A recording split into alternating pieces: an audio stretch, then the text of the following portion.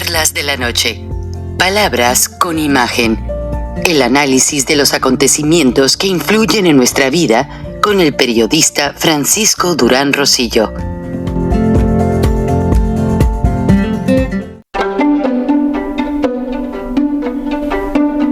Frank Durán Rosillo te saluda y los saluda a todos ustedes, su amiga María Celeste Raraz, para invitarlos a que se suscriban a mi canal de YouTube, María Celeste Raraz, tal como mi nombre, donde les informo todas las semanas sobre entrevistas que tienen un tema que ayuda a mejorarnos como personas y de paso son interesantes.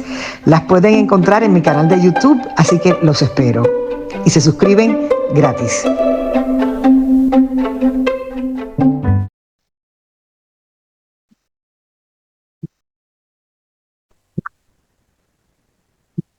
Hola amigos, bienvenidos a Charlas de la Noche, Palabras con Imagen, en lo que se integra el periodista Rogelio Ríos Herrán, quien nos va a dar en vivo una semblanza de la situación que vive en Nuevo León después de tan polémica turba política y lo que tiene que ver con la relación comercial del TEMEC.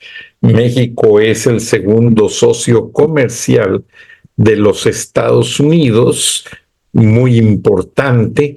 Pues tenemos que informar que hace unos minutos el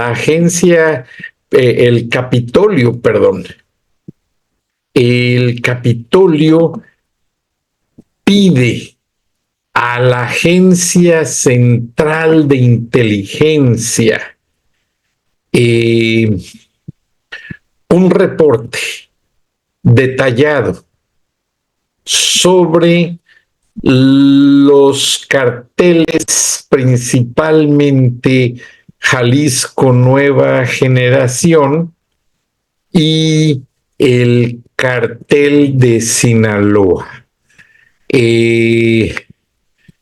Para ser específicos, la Agencia Central de Inteligencia integró pues muchos nombres, muchos detalles. Me pasaron unas partes que no puedo dar en detalle por materia de seguridad, dado que el Capitolio está pidiendo al Pentágono, ya directamente, o sea, los senadores de los Estados Unidos van a usar todas estas notas clasificadas hasta cierto día para poder hacer un plan para introducir a México la detención de las operaciones de los carteles y los políticos que cobijan actualmente a todo este grupo de delincuentes. Estamos hablando de una nota de última hora muy importante en la que va a generar muchos detalles en los siguientes días y, ¿por qué no?, podrían rodar muchas cabezas. El Capitolio de los Estados Unidos, los lawmakers, están pidiendo este reporte que todos los días la Agencia Central de Inteligencia entrega de manera confidencial al presidente de los Estados Unidos, pero ahora 3 comisiones investigadoras que tienen voz y autoridad van a usar estos documentos. Listen to me. Escúcheme bien. Van a usar estos documentos y ellos tienen facultad de solicitar al Pentágono directamente su intervención. seguiremos informando. Vamos a entrar al aire con Rogelio Ríos Serrán y estaré pendiente de todo esto. Todo esto es una transmisión en vivo y posiblemente tengamos más en unos minutos. Gracias. La lista del Grupo Reforma, Rogelio Ríos Herrán. Buenas noches, bienvenido. Me dices que es tu última colaboración de 2023, porque te vas a celebrar lo que le llaman ¿cómo le llaman el día Guadalupe Reyes? El puente Guadalupe Reyes, el puente. Eso, del 12 de diciembre hasta el Día de Reyes. 6 de enero, 12 de diciembre, 6 de enero. Sí, hasta el Día de pero Reyes, el mexicano es buenísimo. Ojalá y ese gusto lo pudiéramos dar acá en Estados Unidos. Acá se trabaja todos los días, mi querido Roger. Buenas noches, bienvenido. Pues la frontera en Estados Unidos es el tema número 1 de polémica. ¿Por qué?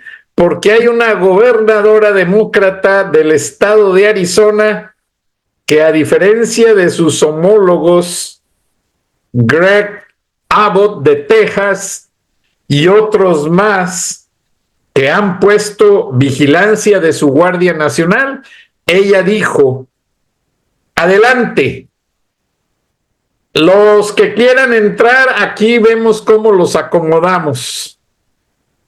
Y resulta que empezaron a protestar nuevamente los alcaldes de Nueva York, de las ciudades santuario, como tú ya lo has visto, porque ya no tienen dónde alojarlos, no tienen que darles de comer.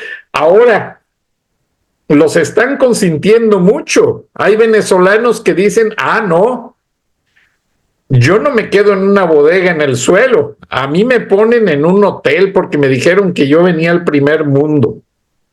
Y entonces se está tergiversando este asunto, Roger. En Monterrey pasa mucha inmigración. ¿Tú cómo ves este fenómeno con tu ojo clínico?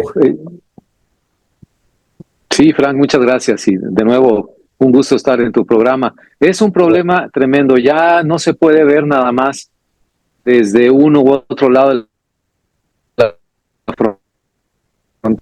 Las decisiones que se tomen en estas van a afectar a México.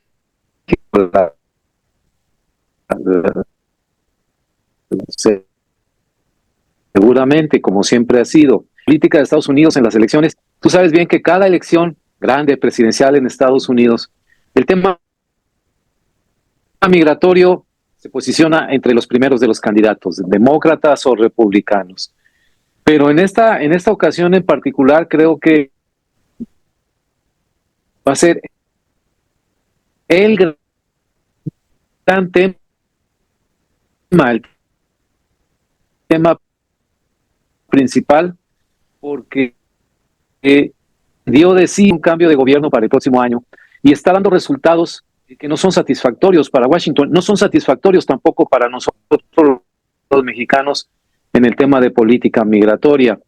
Monterrey se está pareciendo ya a las ciudades, las capitales, en el sentido más cercanas a la frontera de Estados Unidos con México, en el sentido de que nos ha cambiado el rostro en los últimos 3 o 4 años, Francis. Si un día tienes la oportunidad de darte una vuelta por acá, serás viajar por varios rumbos de la ciudad, la Macroplaza,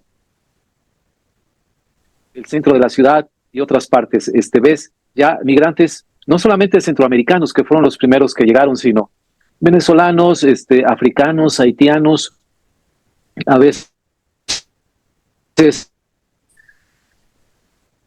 hablando idiomas que no logro identificar, no sé de qué parte del mundo vienen, y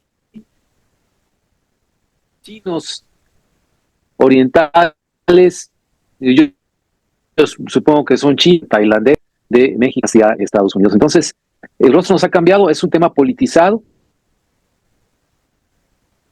se enfrenta a un dilema localmente, nada menos que ayer o antier, el Congreso de Estados Unidos bloqueó una propuesta presupuestal del presidente Biden, lo ponía como un fondo aparte. Tiene que ir una cosa con otra. No se lo aprobaron, creo que se abren negociaciones urgentes para que no pare la ayuda esta necesaria para Ucrania, pero eso te habla mucho del peso del tema migratorio que le han dado los republicanos, que tal vez los demócratas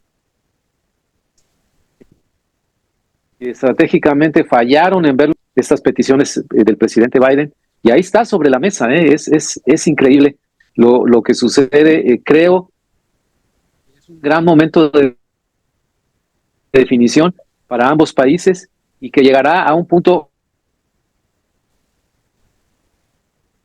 puede ser de ruptura, endurecimiento muy fuerte de Estados Unidos, de nueva cuenta con Washington, un acuerdo migratorio que establezca realmente reglas equitativas para ambas partes, Frank. Sí, con mucha razón, Roger. Y la situación que dicen los analistas respecto a esto que tú mencionas tan acertadamente es que los dinerales que se mandan a Ucrania en armamento y a Israel, pues quedan condicionados a resolver el problema migratorio, porque los republicanos dicen, estás echándole fuego a una guerra que nos está mandando más migrantes a la frontera. Entonces, eso se revierte en un gasto extra. O sea, están gastando en una guerra que no es de Estados Unidos, ninguna de las dos,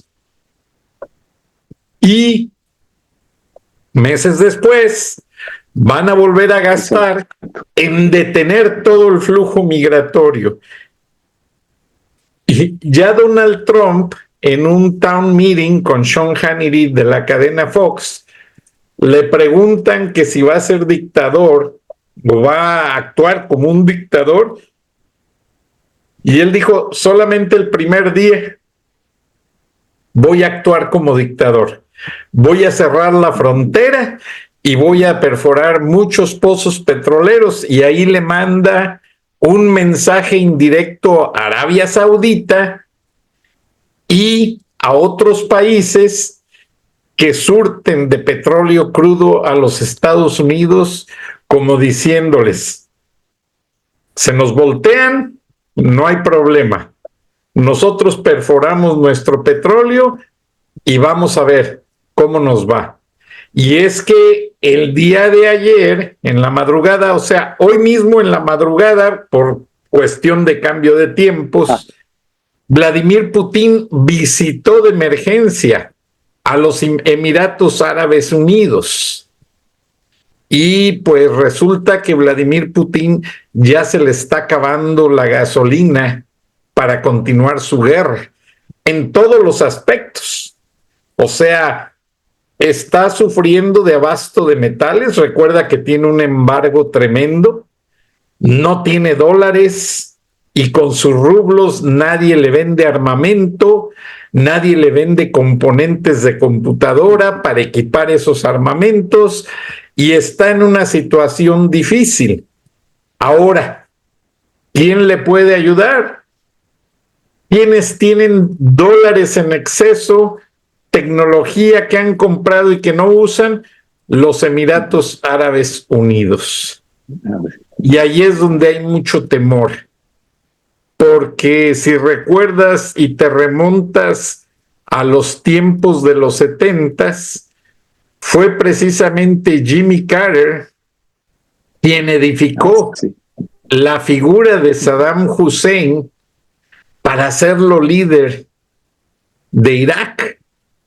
Y fue precisamente Jimmy Carter, junto con Nixon después, donde edificaron ese proceso de los petrodólares, que se firmó un acuerdo muy poderoso que solamente las operaciones petroleras se podían hacer en la moneda verde. Ahora, eso es lo que mantiene sólido al dólar. Pero imagínate si lo quitan, que no creo, porque el dólar sigue siendo el dólar, pero ninguna moneda es lo suficiente sólida para respaldar todas esas operaciones tan grandes.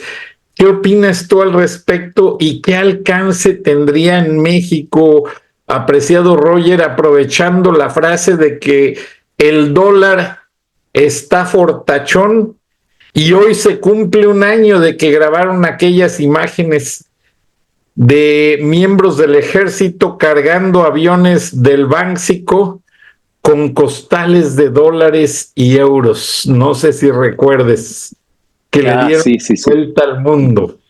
Sí, la recuerdo hace un año. Hace un año exactamente. Ya, fíjate, qué rápido.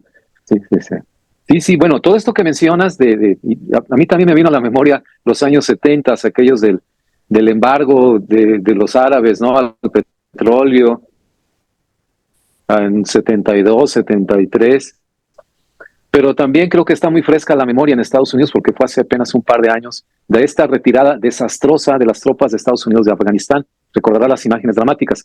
Creo que eso pesa mucho en esto que mencionabas al principio de tu comentario, de esta mentalidad de por qué tenemos que financiar una guerra que está muy lejos de nosotros, que no es nuestra guerra. Estrictamente hablando, pues no es un campo de batalla en donde deba involucrarse Estados Unidos. Puede apoyar, por supuesto, pero hay límites, hay condiciones para los apoyos, igualmente para Israel. Esto siempre es tema de mucho debate, pero también se está celebrando en Dubái, precisamente en los Emiratos Árabes Unidos, conferencias sobre el cambio climático. Muchas personas que sean en un país árabe petrolero, 100% con muchísimos petrodólares, pero para aventar para arriba, donde se está hablando del cambio climático. Y en el discurso inaugural del presidente de la conferencia, que es un emir ahí de los Emiratos, Al-Jaber, creo que se llama, mencionaba que sí, el objetivo es cambiar a energías alternativas, pero uno, que no se puede hacer de golpe, que tiene que tardar todavía varios decenios más, y dos, que esa meta de que en el 2050 ya no se utilice petróleo no tiene base científica, que el petróleo se puede seguir utilizando durante décadas y hay una mezcla buena de las dos economías. Esto quiere decir, con su lenguaje así suave y su elegante atavío de árabe, que está diciendo, no nos vamos a retirar del mercado y vamos a seguir teniendo muchos dólares provenientes del petróleo, y Estados Unidos y Rusia y China, todos tienen que negociar con nosotros. Entonces, ¿cómo ver todo esto desde México? Pues es que el problema es que no estamos observando, estoy hablando en términos de la perspectiva del gobierno, todos estos cambios geopolíticos. No se habla en las mañaneras, no se habla en las mesas de café de otra cosa más que del escándalo del día, que si Samuel García, que los problemas, denuncias de corrupción en funcionarios de gobierno, es decir, o cómo van las precandidatas en las encuestas.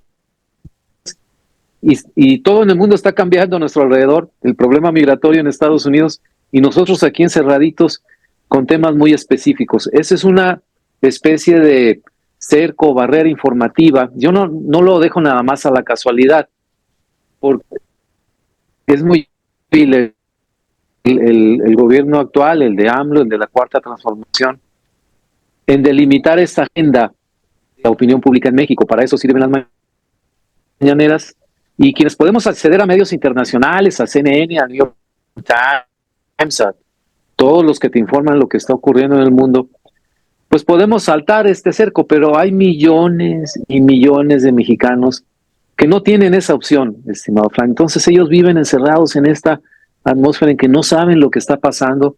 Ya no digamos en el resto del mundo, en Ucrania hay una guerra, en Israel, en Gaza hay otra, los intereses petroleros, el dólar, si el dólar va a seguir siendo la moneda fuerte, entonces ¿cómo queda la moneda mexicana? ¿Qué vamos a hacer con el cambio climático? ¿Qué intereses están en juego? Nada, absolutamente nada de eso. Y es muy triste porque fuera de cierto sector de la clase media mexicana más educada que tiene acceso a internet y a estos medios, fuera de eso, no se habla de otra cosa que lo que te he mencionado, temas muy específicos, muy locales, lo que le conviene al gobierno actual.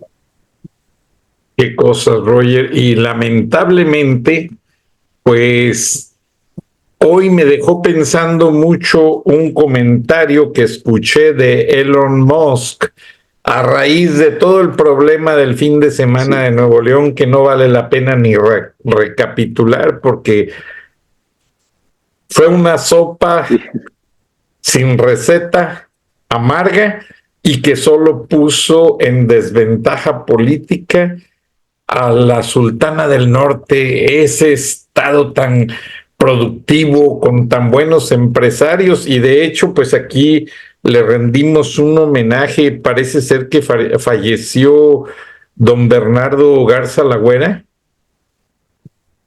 Por ahí alguien me mandó un mensaje. Alejandro Garza Lagüera. Alejandro Garza Y bueno, Lagüera, creo que era el menor de los hermanos. Sí, se están yendo los que luchaban. Entonces, pues me quedo muy confundido, porque de aquel Monterrey de gente gloriosa ya le están delegando la estafeta a gente que no sabe ni qué hacer con ella. Entonces, te decía que el comentario de Elon Musk es que le preguntaron, él va a sacar una camioneta insignia para la producción tan exitosa que está llevando en varias partes del mundo.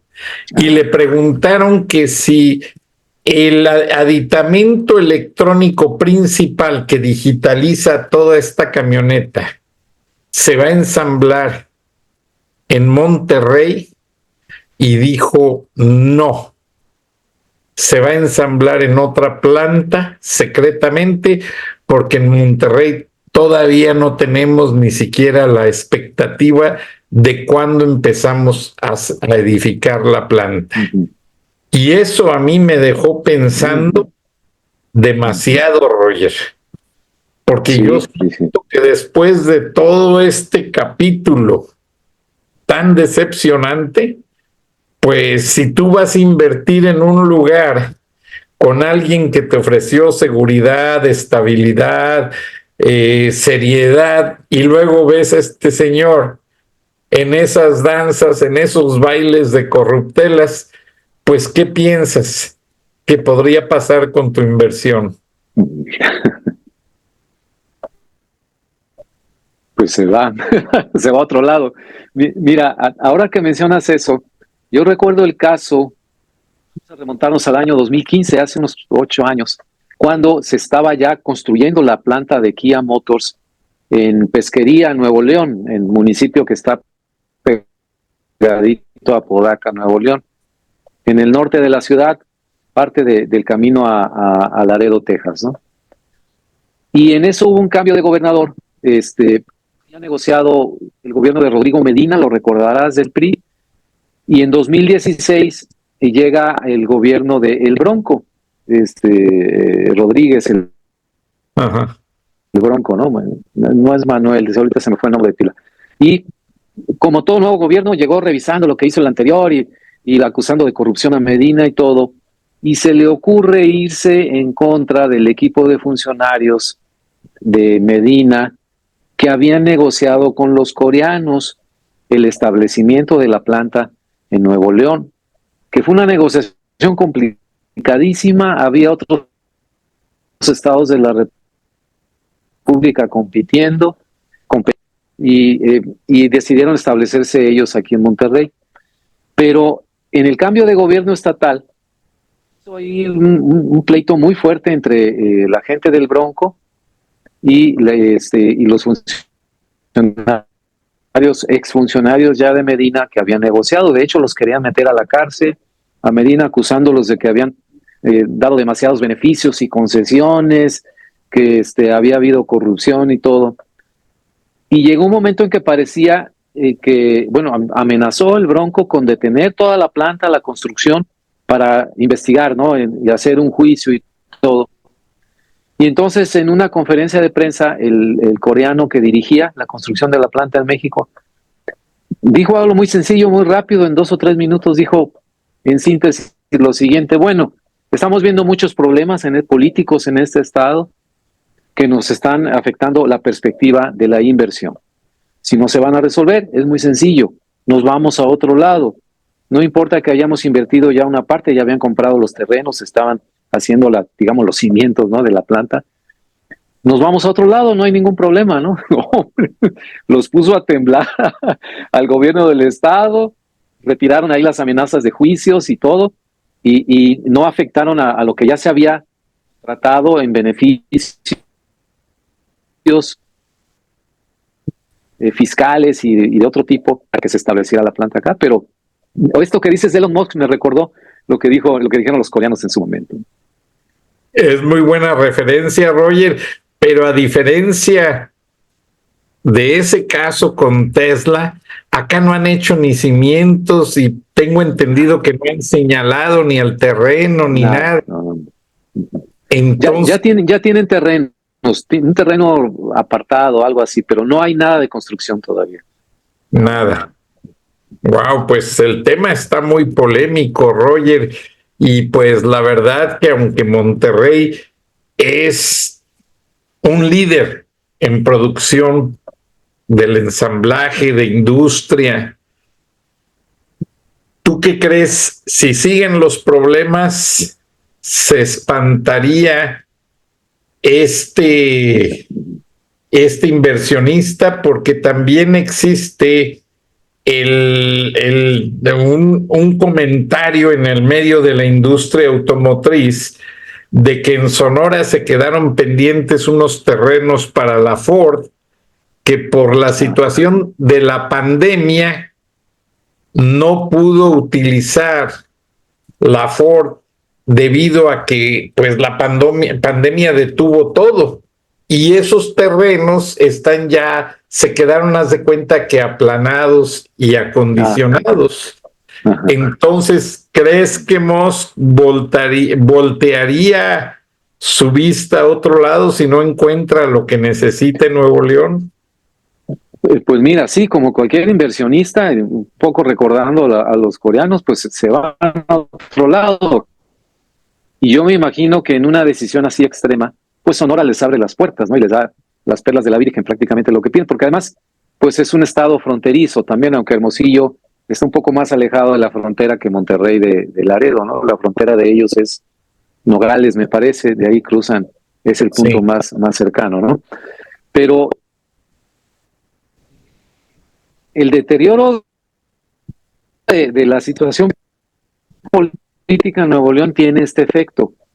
Los inversionistas, y esto se ha sentido en esto de Tesla desde a lo largo de todo el año.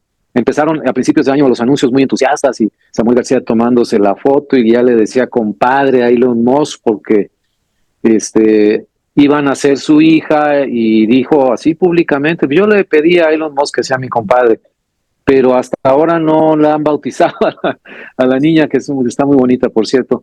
Entonces yo no sé si Elon Musk realmente aceptó el compadrazgo. Lo que sí es que puso una pausa a la inversión, no solamente creo por la situación política de Nuevo León, que también hay que esperar, sino también porque viene el cambio de gobierno a nivel nacional, y como buen inversionista quiere ver, ya tengo una parte, ya tengo un terreno ahí apartado, si no, pues me voy a Sonora, pero también el cambio de gobierno a nivel nacional, quiénes van a llegar, si van a seguir los de Morena, si llega Xochitl, y qué tanto va a ser el cambio, etcétera. Entonces, creo que una inversión de ese tipo, por el monto, estimado Frank, hace bien desde el punto de vista del inversionista en ponerle pausa. Además, tiene una planta en Austin y tiene un desarrollo muy grande en Bronzeville, que es la ciudad que fronteriza con Matamoros, de su empresa espacial SpaceX, creo que se llama. De ahí tiene una plataforma de lanzamientos. Entonces, tiene mucho en qué entretenerse. Está Twitter, ¿no? O lo que es ahora X, ¿no? Y Texas ha sido así como que su cuartel, su sede. Creo que está viviendo incluso en el Valle de Texas, en la parte esta que va a dar hasta la Isla del Padre y toda esa zona. o por lo menos pasa muy buena parte de su tiempo ahí. Entonces, como que lo de Monterrey lo está viendo, bueno, Nuevo León está ahorita de cabeza políticamente, en cierta medida México lo está por las campañas presidenciales, en el sentido de que tiene muchos otros negocios de donde echar mano. Y esa perspectiva del inversionista, recordarás, y lo tienes presente, siempre es de largo plazo. La del político es, ya ahorita pon tu planta porque yo quiero pararme el cuello. No, no es así. Sí, en efecto, y por eso te lo pregunté a ti, porque estás allí en Monterrey y porque tienes una larga trayectoria por esos aspectos de la empresa privada, de la inversión, del TEMEC. Ahora, la pregunta en cuanto a Tesla, pues sigue estando en el aire sobre cuándo inician o formalizan la inversión en Nuevo León. Y tienes la respuesta perfecta. Se han de estar esperando a que salga la elección para ver a saber a qué le tiran ahora sí, como dice el dicho, a saber sobre qué terreno van a pisar, porque pues la incertidumbre. Ahora, Roger, con tu experiencia, ¿crees que esta elección venga a dividir más a México o será el momento propicio en que los mexicanos sientamos unidos como país y decir, ya, la decisión está en nosotros, vamos unidos por el cambio y ya, hacia adelante? Porque yo no creo que un país tan progresista como México, con siendo el mejor socio comercial de los Estados Unidos, se le dé a un presidente que lo único que ha sabido hacer es darle de patadas al pesebre en plena Navidad de inversión y decir, pues nosotros los mexicanos vamos a esperar a ver qué decide López. No. López va a acabar con el TEMEC, eso ya está claro. Ahora es el pueblo de México, los ciudadanos, los que tienen que defender todo este proceso. Yo pienso que si Maquio estuviera en la presidencia de la República, desde el primer día que se habló de Tesla en Nuevo León, ya estaría hasta viviendo en Monterrey. Elon Musk. Las cosas serían diferentes, Roger. Sí, claro. Sin embargo, hay quienes alejan los negocios y hay quienes saben motivarlos para acercarlos, para influir, para crecer, para dominar más en el aspecto. Ese centro de lanzamiento de Brownsville es para que Tesla se convierta en vendor, o sea, en abastecedor claro, de lo que es la nueva secretaría que creó el Pentágono en tiempos de Donald Trump, que se llama Space. Se me fue ahorita el nombre, pero es una nueva secretaría que va a cuidar desde el espacio la zona orbital de la Tierra. Entonces, este aspecto es muy interesante y te lo digo con lujo de detalles porque mi hijo y yo fuimos a la Florida a ver el lanzamiento de un cohete que ya estando allá nos enteramos que iba a Marte y que llevaba un carro Tesla en su interior. Pero el lanzamiento fue una de las cosas más concurridas, porque los lanzamientos en Cabo Cañaveral los ves desde un lado de un lago por materia de seguridad y toda esa área estaba súper llena de gente. Pero lo bonito es que cuando está despegando el transbordador, el cohete, cuando ves que están prendiendo, sientes la vibración en el piso y sientes ahora sí como si te estuvieran moviendo el tapete y luego ves el cohete. No, esto va a tronar, esto no va a despegar, nada. Medio minuto y empieza a moverse despacio y de repente se convierte en una bala que hasta la pierdes de vista. Pero lo más fascinante de este lanzamiento es que fue la empresa de Elon Musk la que diseñó el cohete y terminó con aquellos transbordadores que traían el tanque naranja y 2 tanques al lado, que se desprendían y caían al océano y tenía que ir la naval a recuperarlos.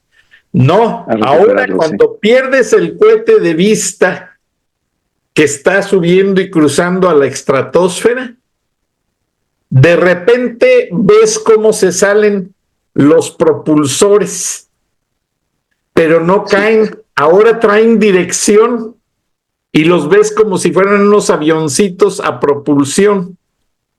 Y empiezas a oír ruido allí mismo en la NASA, a un lado de donde despegó el cohete, y ves los 3 cohetes bajando a propulsión y aterrizando paraditos sin perder el equilibrio. Eso me dejó, Roger, súper impresionado. Y fue Elon Musk el director de todo este proyecto. Y el cohete llegó a Marte. Y está en Marte estacionado esperando a ver si alguien llega a sacar el carro y manejarlo en Marte, porque un carro eléctrico sí funciona en un lugar donde no hay la misma atmósfera que en la Tierra. Pero yo lo que te quiero preguntar es el día de hoy, Roger, con todo esto que está pasando, Elon Musk está dándole prioridad a la región regiomontana y al sur de Texas, al Valle de Texas, que es algo maravilloso en materia de negocios. Pero en un momento en que la política de México no está funcionando para facilitar todo este gran proyecto que a mí me llena de emoción, que yo si fuera, gracias a Dios no lo soy, tú lo sabes, siempre he trabajado en el sector privado, porque el sector público es para gente que no estudia, no trabaja, no piensa y no quiere hacer las cosas. Entonces, hacen falta esos empresarios de antes que motiven todo esto que está pasando y que abracen esos proyectos de Elon Musk y lo apoyen, porque yo siento que este cuate podría salir como los coreanos de Kia y decir, ¿saben qué? Pues siempre no. Y yo sé que tú lo sabes, yo cubrí muchas notas en El Salvador y sé que Bukele hizo un acuerdo con Donald Trump. Cuando hubo el problema de las pandillas, que Donald Trump tuvo que actuar porque la Mara Salvatrucha se convirtió en la pandilla más peligrosa en los Estados Unidos, los deportó a todos. Pero yo sé que Bukele contactó a Trump, porque Bukele estudió en Estados Unidos, y le dijo, presidente Trump, sí, mándeme a los pandilleros, yo resuelvo el problema, pero usted me manda empresas para yo emplear a todos esos vagos. Y si Trump regresa a la presidencia, ahí hay una promesa que cumplir. Y yo he hablado con salvadoreños y me dicen, Frank, no tienes idea. El Salvador es lo que fue hace muchos años. La gente ya puede comer en los restaurantes, puede comer en muchas partes. Hay un detalle muy, muy simpático. En mi pueblo natal, Acámbaro, Guanajuato, hay un restaurante en unos arcos. Ya ves que las arquerías se usan mucho en los pueblos coloniales. Sí. Hay un restaurante que se llama El Chantilly y hay una familia de monjas que muchas estudiaron para religiosas y a 2 hermanas las mandaron a El Salvador. Y por la guerra las tuvieron allá muchos años catequizando. Pues resulta que ya ves que las monjitas hacen galletas, hacen nieve, hacen pope, pues pusieron un restaurante para sostener el convento. Y el restaurante se llama El Chantilly y existe en El Salvador. Y es tan exitoso el restaurante El Chantilly que simultáneamente las otras monjas hermanas abrieron otro en Acámbaro, Guanajuato. Y todavía es fecha de que existen los 2 restaurantes llamados El Chantilly y tienen el mismo menú. Y son de esta orden de monjitas, no recuerdo cómo les llaman, ya ves que cada orden religiosa tiene especial, pero no lo recuerdo bien, Roger. Ahora, la pregunta, y solo siento que tú me la podrías dar porque has trabajado décadas en la prensa regiomontana y sabes analizar lo que se ve venir. ¿Tú cómo ves la cosa de Nuevo León? ¿Se estabiliza o este joven inexperto va a seguir dando problemas junto con Dante Delgado? Mira, yo creo que vaya en rumbo de estabilizarse por varias razones. La intervención de una decisión de la Suprema Corte que frenó parte de frenó bastante de los impulsos de Samuel, intervenciones de tribunales, es decir, se enfrentó Samuel García ante lo que le ha sucedido. La Corte le ha echado abajo cosas que él quería, leyes que él quería que pasaran, que eran absurdas, anticonstitucionales o producto de su deseo de imponer sus decisiones, como parece que también lo trae Samuel. Entonces, yo creo que con este episodio que pasó, Samuel perdió mucho capital político, no sé si lo va a poder recuperar, pero ya sabe muy bien, le han delimitado muy bien cuál es su territorio, sus márgenes de acción. El Congreso de Nuevo León salió fortalecido de esta lucha con el gobernador, y creo que también una reacción muy importante de la sociedad regiomontana, muy crítica, en particular a la figura del gobernador, pero también del Congreso, porque duró meses pleito así, pero casado, como se dice en México, entre gobernador y Congreso, y uno ni otro cedía, no había negociaciones, no había canales de negociación. Y aunque, digamos, el iniciador de todo esto fue el propio gobernador, también mucha gente veía, bueno, es que los del Congreso, ¿por qué no se sientan a negociar? Bueno, los del Congreso decían que era el gobernador el que no quería, el gobernador dice que no va a negociar con este Congreso porque están los del PRI, están los del PAN. Entonces, una situación muy lamentable, críticas para ambos contendientes, en el sentido de que la gente de repente vio, oye, ¿por qué la clase política en Nuevo León está haciendo cosas que aquí no gustan en el Estado, que aquí no deben verse, ¿no? Te lo dije una vez anterior, aquí la gente quiere dedicarse a trabajar, a sus empresas, a sus negocios chiquitos, grandotes, lo que sea, y no quiere estar distraído con pleitos políticos. Eso es lo que la clase política, lo que todo gobernador y diputados le deben dar a la sociedad regiomontana y a las empresas, porque si no lo hacen y empiezan a bloquear y a distraer y a espantar las inversiones o ponerlas en pausa y a percibirse desde el exterior que, oye, pues ¿cómo es posible que un estado tan avanzado como Nuevo León haya pleitos como de República Bananera, ¿no? Casi, ¿no? Entonces creo que es una gran lección para todos y va en el camino de la estabilidad. Particularmente el gobernador Samuel, que tuvo que dejar sus pretensiones de campaña presidencial abruptamente. Entonces, ahí también incurrió en otra contradicción. Cuando decimos en México, te das una quemada de ese tamaño, cualquier político, frente a la sociedad y todo, pues anda con la cola entre las patas y tarda muchísimo en recuperar la confianza, si es que algún día la logra recuperar. Tú sabes bien que la confianza, una vez que se pierde, híjole, que la confianza que te depositan amigos, tus parejas sentimentales, tus compañeros de trabajo, tus jefes, ya no se diga los políticos, ¿no? O sea, es complicadísimo recuperarla y muchas veces no se logra o no se logra por completo. Dilapidarla es como un alburo en un juego de cartas, ¿no? Lo puedes hacer en un momento. Y creo que Samuel se acercó mucho a ese extremo, tal vez cayó en ese extremo. Pues yo siento, después de vivir 5 años en Monterrey, yo siento que más que quemado quedó chamuscado, o sea, jugó con fuego demasiado.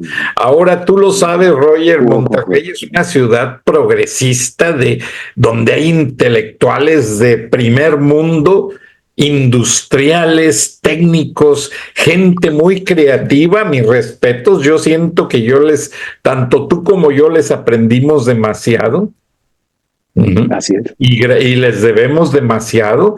Tiene universidades de lo mejor que compiten con muchas, incluso de Estados Unidos. O sea, yo siento que la gente regiomontana, a todos los niveles, cultural, escritores, ingenieros, técnicos, nadie se va a arriesgar a aceptar que este hombre haya jugado con la confianza de toda esa gente. Ahora, a mí me tiene estima un grupo de gentes y cuando empezó todo este escándalo de Samuel, que no lo decimos tú y yo, que sabemos que le abrió la puerta a los carteles, y se empezó a quemar con fuego, gente muy inteligente que nos aprecia, Roger, me dijo, ¿sabes qué, Frank? Záfate, porque ahí está circulando el dinero a raudales y no vayan a malinterpretar que tú cobras por el programa y tú sabes que no, Roger, nadie cobramos y lo hacemos por la vocación periodística de encontrar la verdad y por el respeto precisamente a esta gran sociedad regiomontana, que es gente que merece que se les diga la verdad y la situación, gracias a toda esa actitud generalizada, pues es lo que tú dices. Todo mundo recapacitó a tiempo y están en el proceso de solución. Ahora, no sé cómo está la cosa y corrígeme porque tú eres el que sabe. Este señor recuperó su gobernatura, pero se queda provisionalmente un tiempo o sigue como gobernador hasta que termine.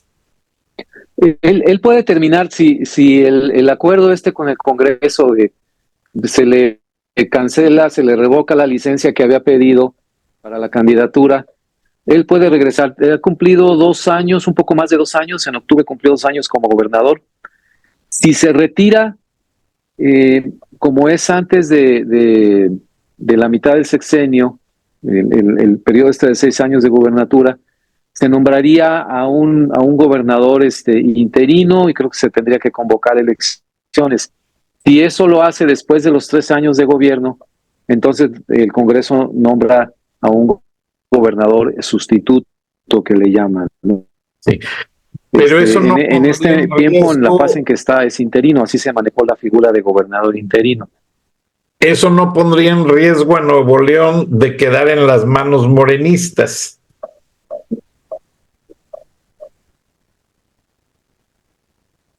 Roger, ¿eso no pondría en riesgo a Nuevo León de Perdón, quedar no te escuché bien. morenistas? Pues pondría en riesgo en el sentido de que seguiría la inestabilidad. Y el otro riesgo que se puede correr es que, sigue el gobernador, sigue Samuel hasta terminar, pero con un capital político muy disminuido, con mucho desprestigio.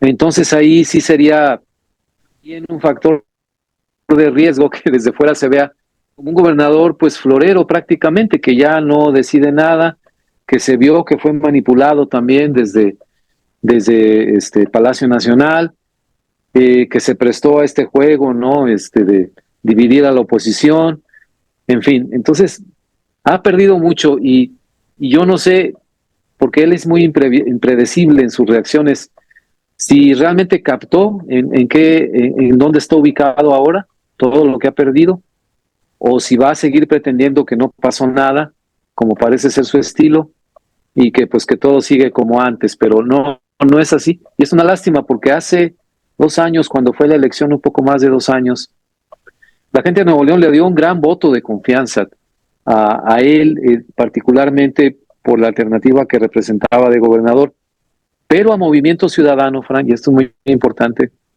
no obtuvo ningún diputado en el Congreso. La mayoría de los diputados eran panistas y priistas. Me parece que quedó ahí alguno del PRD, de partidos muy pequeños. Después, con renuncias de algunos diputados, llegaron ahí al Congreso diputados de MC y por representación proporcional, pero por elección directa no obtuvieron. Entonces la gente votó dividido, ¿ok? Este muchacho pues parece que pinta bien, sería una alternancia más en Nuevo León. Es el primer gobernador de Movimiento Ciudadano. Aquí ya hemos tenido alternancia del PRI al PAN, de nuevo al PRI, luego un candidato independiente que fue el Bronco, que ganó, no tenía partido político, y ahora con Movimiento Ciudadano. Si lo quieres ver por el lado positivo, pues sí ha funcionado el voto, la alternancia, la democracia de Nuevo León, porque se castigan a los priistas, se castigan a los panistas, se castigó también al Bronco en el voto independiente y se le dio oportunidad al Movimiento Ciudadano. Resultó todo esto, bueno, pues no podíamos saber nadie de los votantes que en esto iba a terminar el candidato al cual se le dio el apoyo, pero no fue tanto a Movimiento Ciudadano, porque si no se hubiera obtenido mayoría en el Congreso, una cosa así, no, nada de eso, ¿no? Entonces, tal vez no midió Samuel, que sí, me votaron mucho por mí como gobernador, pero por el Congreso nadie votó por el Movimiento Ciudadano, entonces, o casi nadie, ¿no? Entonces, si no ve eso, si no calcula y no endereza el barco, va a seguir afectando la imagen de Nuevo León. Sí, y te lo pregunto por lo siguiente, Robert. Aquí hace muchos años, el presidente Carter, en su centro de estudios Carter, que te voy a invitar, es un museo y es un lugar digno de visitar y platicar con gente muy interesante que hay allí. Ahí colaboró muchos años un intelectual llamado Robert Pastor. Robert Pastor, académico de la Universidad de Emory, participó en muchos proyectos con Jorge Castañeda e hicieron muchas cosas por la visión internacional de México. Ya ves que Jorge Castañeda, tanto padre como hijo, tienen una tradición política, los dos han sido cancilleres, pero la situación interesante aquí es que el Centro de Estudios Carter monitorea todos los días de una manera muy seria la política de México, particularmente este sexenio a petición del gobierno del presidente Jimmy Carter, del gobierno del presidente Biden, usando toda la estrategia que han usado en Nicaragua, que han usado en Venezuela. Nadie te puede dar mejor información sobre las situaciones que ponen en riesgo a ciertos países como el Centro de Estudios Carter. Y la manera tan seria en que lo manejan, porque está como directora una mujer muy capaz, muy preparada, Jeanine Lincoln, le mando un saludo, ha sido entrevistada en este espacio. Y hay una cosa que me deja pensando, porque ahora que pasó pues las exequias de la señora Eleanor Rosalind Carter, que fue la semana pasada, estuvimos incluso comentando, me deja muy preocupado algo que escuché dentro del círculo de gentes que fueron a rendirle sus respetos a la señora Carter. Y es lo siguiente, Roger. Y es gente que no voy a decir el nombre porque no puedo, pero es gente muy capaz, muy preparada, que tiene muy bien ubicado el concepto de lo que se sigue en México. Y la verdad es que el estado de Nuevo León y el estado de Guanajuato se consideran por el Centro de Estudios Carter bastiones de la democracia y la productividad de México. Y el estudio que fue enviado a la Casa Blanca, lamentablemente se atravesó todo esto del sepelio de la señora Carter. Tengo entendido que menciona un aspecto muy importante sobre el alto riesgo que México corre perdiendo el empresariado mexicano, tanto neolonés como Guanajuato, perdiendo esos bastiones. Y tengo entendido, ya para cerrar con tu comentario, que si se pierden esos bastiones, ahora sí, Estados Unidos tiene al oso rojo, al enemigo comunista, en el front yard, en el patio de enfrente, como lo mencionó el presidente Biden en una celebración de 5 de mayo en el Jardín de las Rosas en la Casa Blanca. Tu opinión para cerrar, apreciado Roger. Hombre, pues de acuerdo en las cosas que dices, son dos bastiones empresariales, dos corredores industriales muy importantes. El de Guanajuato es impresionante, atraviesa varias ciudades, desde Celaya, ¿no? Salamanca, Irapuato, es de León, no se diga, ¿no? La capital. Entonces, sin embargo, han sido estados que la presencia de movimientos como Morena, anteriormente el PRD, tanto en Guanajuato como en Nuevo León, siempre ha sido muy pequeña. No han tenido realmente una oportunidad de tomar el control político de esos estados. Aquí en Nuevo León, tal vez por eso ocurrió esta situación de encandilar, ¿no?, al gobernador de Movimiento Ciudadano con una campaña presidencial, porque no había otra manera de entrar para Morena. No tiene aquí una fuerza política representativa más que la que viene desde Palacio Nacional. Pero pues esperemos que dentro de los cambios electorales que vienen, las elecciones, las gubernaturas que están en juego, no es la de Nuevo León, no es el caso, desconozco el caso de Guanajuato si va a cambiar o no gobernador, pero creo que se van a mantener con las tendencias políticas que han mostrado hasta la actualidad, estimado Frank.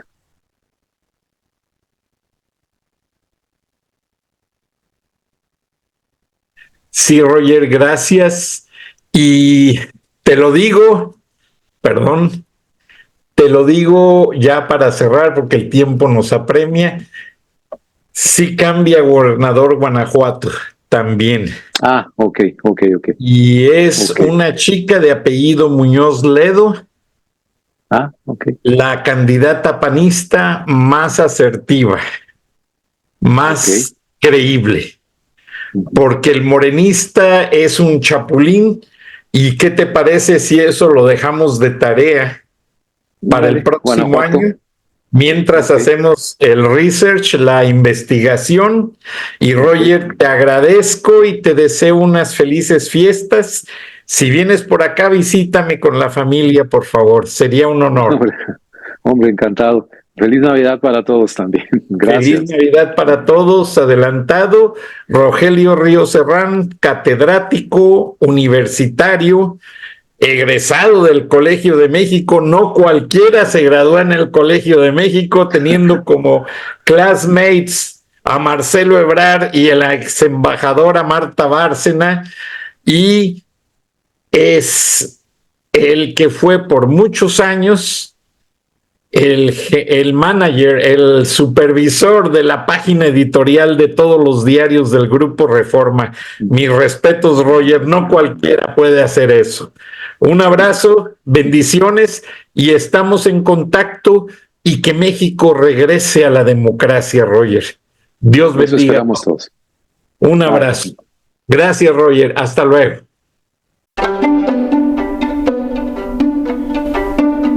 Frank Durán Rosillo te saluda y los saluda a todos ustedes, su amiga María Celeste Raraz, para invitarlos a que se suscriban a mi canal de YouTube, María Celeste Raraz, tal como mi nombre, donde les informo todas las semanas sobre entrevistas que tienen un tema que ayuda a mejorarnos como personas y de paso son interesantes. Las pueden encontrar en mi canal de YouTube, así que los espero. Y se suscriben gratis.